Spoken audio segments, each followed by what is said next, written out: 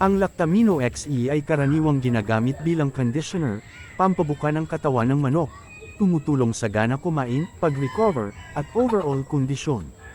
Paano gamitin? General Guide. 1. Sa inumin, pinaka-common. Ihalo sa tubig. 1 hanggang 2 ml per 1 liter ng tubig. Ibigay sa loob ng 3 hanggang 5 days tuloy-tuloy. Palitan ang tubig araw-araw para fresh. 2. Diretsyong painom kung kailangan ng mabilisang epekto. 0.5 hanggang 1 ml per manok. Isang beses sa isang araw, mga 3 days. Kailan ginagamit? Kapag mahina kumain, payat. After sparring, pang-recover. Kapag galing sa sakit o stress. Pampaganda ng kondisyon bago i-train. Tips para mas effective. Huwag sabayan ng sobrang daming vitamins, baka ma-overload. Siguraduhin malinis ang tubig at kulungan.